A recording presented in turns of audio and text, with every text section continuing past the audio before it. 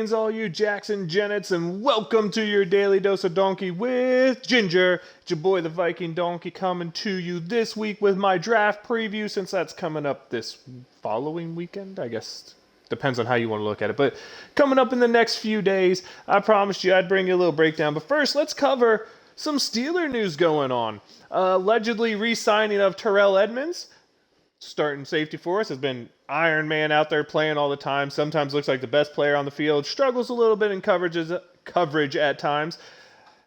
But I love the signing. I mean, at only $2.5 million, you consider we're paying special teamers that, and we're getting that for a 4-year starting safety who's been really, maybe not great, but definitely a good player, and honestly one of the few remaining starting caliber guys out there, unless you're a fan of Honey Badger. But I don't think he would fit in our defense the way we play. So I love that signing. Everyone knows I'm a fan of T-Boogie, and getting him at a super cheap contract is a huge win for the Steelers. It means that we can draft just whatever they feel is best player available, although you're going to find out there is a prospect that if he gets to us, I want more than any, and it's not Kenny Pickett. Spoiler alert, although I would love that pick too. And that's not the only Steeler news going out there. I believe it's Miles Boykin, a former wide receiver from Baltimore, a big-bodied, fast guy, came out of Notre Dame, like 6'4", runs a 2.2, or 4.2, a 2.2. Yeah, he runs a 2.2 because he's super fast. He runs a 4.42 is what I was trying to say. So good speed, not overly burning, but big body. He was a great blocking wide receiver out there in Baltimore. You add, he's a great special teamers. I don't mind that it was a waiver claim and we have to pay him as much as we're paying Terrell Edmunds at $2.5 million. I mean, we pay special teamers a lot more than that, who are purely just special teamers. I'm looking at you, Derek Watt. So I do like this signing. He's a good fourth receiver type. Maybe fifth receiver type if we can add some more help in the draft. Not going to really hurt to bring him in, because, I mean, what do the Steelers have to lose by bringing in Miles Boykin? Absolutely nothing. We get a guy who has big potential. Just look at the frame, the speed. Guy who blocks well. Need to replace that. And if we're going to be a run-first football team, never hurts to have a guy who can run block and then can also take the top off of defense. That's what Boykin can bring. And let's not judge him too hard. Remember, he has been playing with Lamar Jackson, and that's not the easiest thing in the world. And also remember, Baltimore runs a crap load of two tight end sets, so he's not on the field that often. I mean, his only 56% catch rate is a little alarming, but I'm not going to judge a receiver who came out of Baltimore, and I don't see him as coming in to be a starter. He's a number 4-5 receiver, good special teams player, good run blocker, good speed, good size, could add an element to the Steelers' offense in blocking formations. So I don't really think it's a harmful thing to take him, and it's funny because I was telling my wife, I was like, when he got cut, I was like, dang, the Steelers should get him because we have no depth at wide receiver, and we got him. I was like, I like this. I like the way the offseason's going, which means, of course, the Pittsburgh Steelers, let's get into the draft stuff, have to end up with Jordan Davis, right? Big nose tackle prospect out of Georgia, 6'6", 340, runs what? It was a 4.78. Big guy, fast guy. Steelers can't stop the run. This dude literally stops the run on his own. The last time I was beaten so hard on my kneecaps waiting for us to draft someone was the year I wanted Vita Vea in the draft. And look what he's done in Tampa. I mean, those big run-stopping guys, especially now that they're slightly more athletic than the old Casey Hampton types, are just difference makers on a defense. I mean, look what happens when the defense has a good nose, when they don't have a good nose. Look how much better we were at stopping the run when Hargrave was on this team than after. And Hargrave wasn't exactly a run-stopping nose, but he was a good nose. Look at the difference when we have Alu and Tuitt there. I mean, no doubt, Jordan Davis, my favorite draft prospect that I've seen mocked to the Steelers a couple times.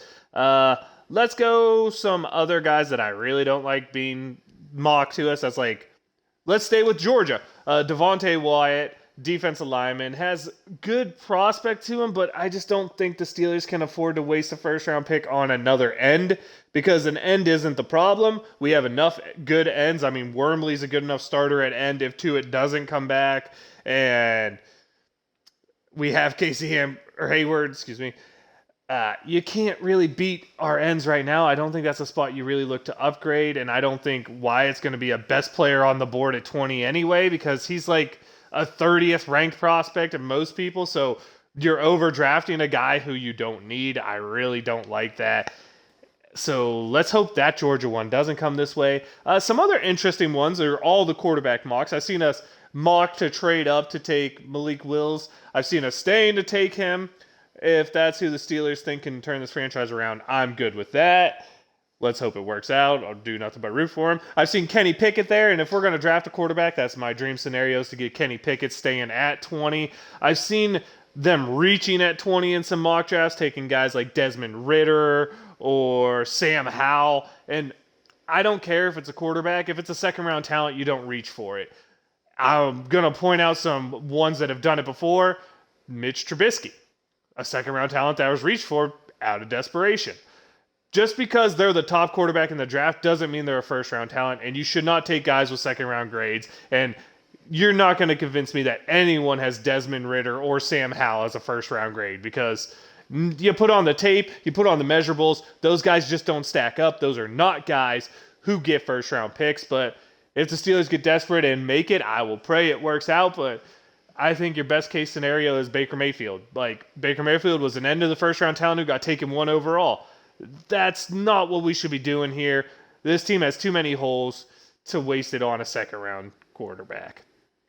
Some other fun names I saw was trading up to get Kyle Hamilton, the safety out of Notre Dame. It always seems like Notre Dame players just never live up to the hype, so I don't know how I feel about that, but drafting a safety who's, when you watch him play, it was great, is good to me. I've also seen the offensive lineman Trevor Penning drafted to us. That'd be fine with me. Tyler Lindenbaum, the guy from Iowa, center guard, would be a good one. Pretty much, you can't make me feel bad if it was an offensive lineman that's getting mocked to the Steelers. I saw Zion Johnson in a couple. I believe he's a offensive lineman from Boston College. I believe he played more on the interior. So I think the Steelers are good in the interior. So that's not a guy I'd really love to see there, but you never know. All the offensive linemen who are projected, you just got to take the ones you like, right? I've also seen guys like Nakobe Dean, linebacker from Georgia, mocked to the Steelers. If they feel they have to upgrade from Devin Bush, so be it, because it's clear it didn't work last year, and I mean, yeah, we had Miles Jack, but let's hope that one works out. So I don't see the need there. I've seen Chris Olave, the wide receiver from Ohio State, mocked to the Steelers. That'd be kind of a fun one. I mean, no reason to not add good talent around a new quarterback, a new one. I've seen Bernard Raymond, offensive tackle from Central Michigan, big raw prospect, mocked to the Steelers. I do believe we can upgrade the offensive tackle, so that's not a bad one. Although I think if you're going for that, you try to trade back and get more draft capital and just take who's the best available out of that second group of linemen with like Raymond, Falali from Minnesota. See, who else is out there? Luke Godek, offensive tackle. Another one from Central Michigan, because apparently they were breeding good offensive tackles this year. Or maybe you trade back and take a defensive tackle like Logan Hall out of Houston, who fits more as a 3-4 end. But, when we start talking end, you start talking, I really don't like that. I've seen Jahan Dotson mocked to the Steelers, and I didn't like his production at Penn State. Second-round pick, maybe. I don't like wasting a first-round pick on a guy like that. Olave I'd take, because if you watched Ohio State, he was just a game changer. Anytime you put on the tape, he's out there just making big plays down the field. I've heard Treylon Burks being mocked to the Steelers, a slower receiver, and if it wasn't for that, the guy from Arkansas would probably be a lot higher. There's a couple corners I remember getting mocked out there, like Trent McDuffie from Washington. I don't know about that. Steelers' history of drafting corners aren't bad. I think McDuffie's a good-looking prospect. I just little nervous anytime I see the Steelers linked to a cornerback, because I don't remember the last time that really worked out. Rod Woodson, maybe, as a first-round one. Also, there's guys like Kyler Gordon out there on the other side. The other cornerback from Cincinnati, I can't think of his name, but not Scooby. I've seen mocked to us. I see Career Elam mocked to us in a few times, and that'd be a way overdraft. Dude just doesn't have the speed to cover outside receivers in the modern day NFL. You don't have the speed to cover the outside receivers. You shouldn't even be in discussion for a first round pick.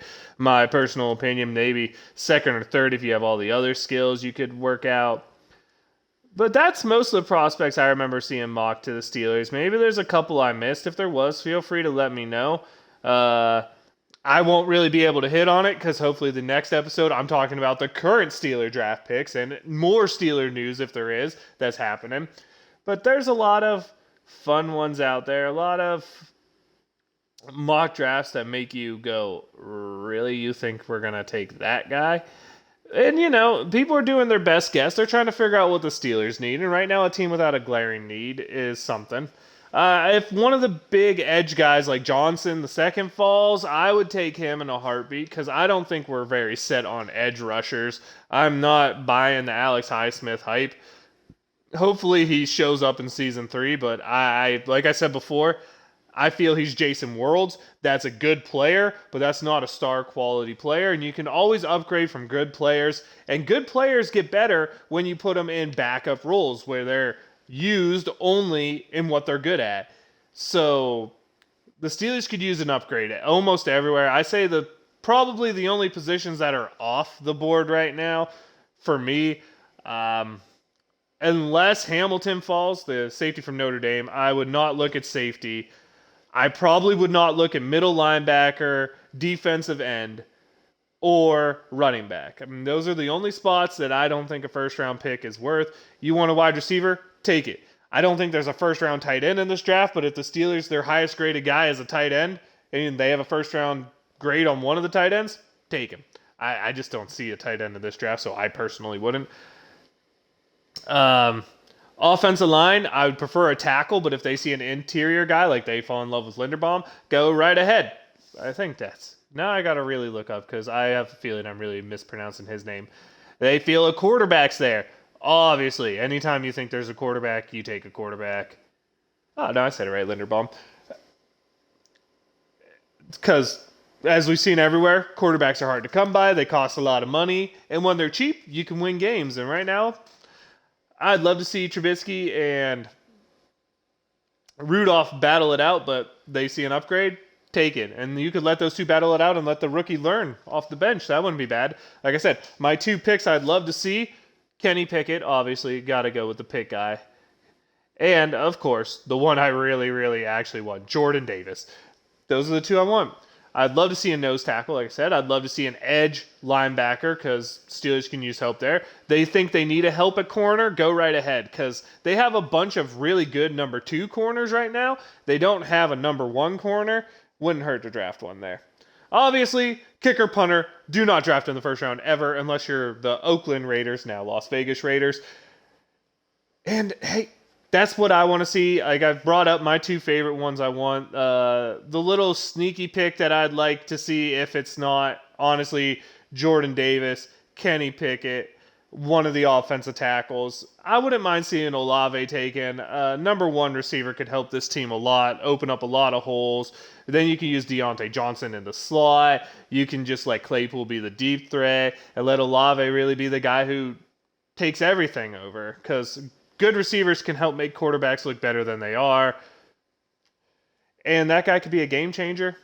Who knows? Deontay Johnson might be one of these guys who's going to do a holdout and wants a bunch of money, even though you should not pay receivers a bunch of money. You just draft new ones.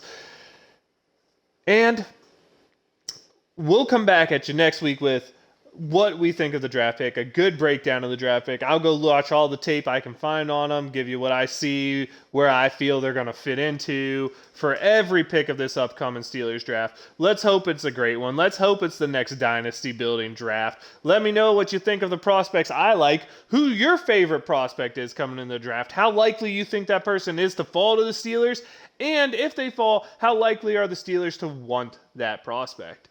I honestly think if Jordan Davis falls to the Steelers, which is, I'll say 40% right now. I think it's less than a 50-50. I think there's only a 40% chance staying at 20 that Davis falls. I think there's a 100% chance the Steelers draft him. No, I'm just kidding. I think there's like a 50% chance the Steelers draft him. They seem to not like the nose and haven't really focused on finding a good nose in a long time. So I think it's a 40% chance he gets the Steelers, 50% chance they draft him. You have yours. Let me know what you think. Time for a shout out. Shout out to T Boogie coming back to the Steelers. Had other offers on the table. Obviously not huge money offers, or he just loves Pittsburgh. Which either way, I don't care. Love to see him back. I'm going to give my shout out there. Hopefully, both his Steeler career and his rap career goes better than Antonio Brown's ended. Now it's time. I gotta let you know, I am the Viking Donkey. That's Viking_Donkey on Twitch and Twitter. It's your daily dose of donkey with Ginger, the YouTube channel where you reach us. Leave us a like, leave us a comment, leave us a follow. Let me know what you want to hear. Let me know what you want to see. Hopefully I got some special guests lined up to come in. Maybe we'll get Laskers back for his take on the offseason after the draft because it's complete. We'll try to get Gingy back on board. But you know, Gingy's the football during football time, Gingy during Gingy time.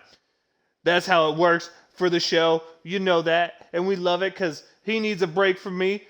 And he needs to recharge so that he can come back and we can have the great back and forth y'all enjoy during the season. Because that's hype time. That's viewer time. That's Steeler time. Steeler Nation. Donk Nation. Wave them if you got them. Here we go.